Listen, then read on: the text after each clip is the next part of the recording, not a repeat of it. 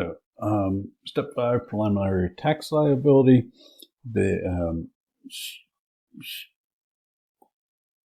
So determine your preliminary tax liability based on your taxable income, using your tax rate schedule, tax table. Probably should say tax software here. Taxable income is the amount remaining after subtracting adjustments, deductions. This should be, I thought I edited this, it should be exceptions because exemptions went away. The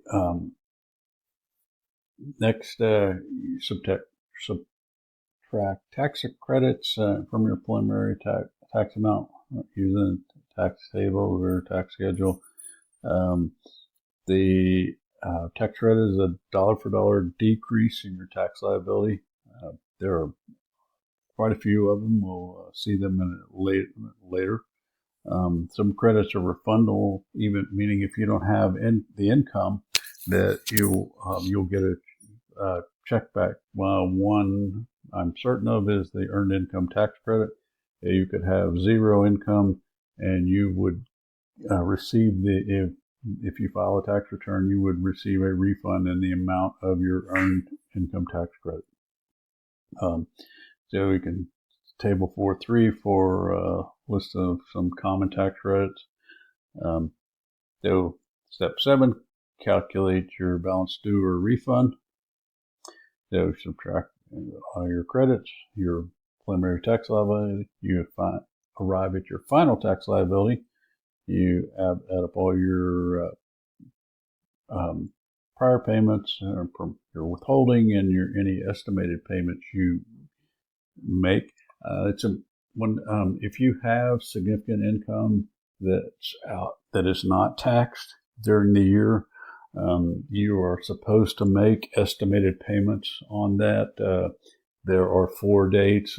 3 of them are in the year, and then 1 comes in January following the year. So calculate your balance due to the IRS or amount of your refund.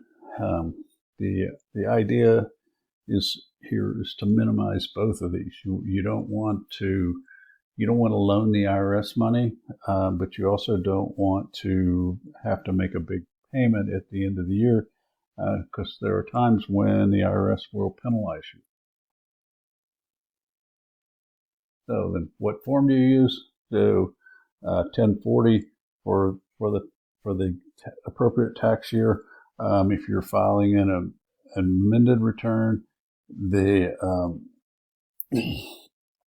would file a 1040X for any of the previous 3 years. There was a question in here I deleted. It was said, what advice would you offer to somebody who hadn't paid taxes for several years?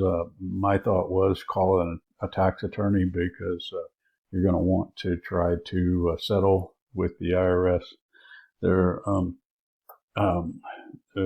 Just an aside, in around 1980, a man named Wilson Goode was elected as mayor of Philadelphia.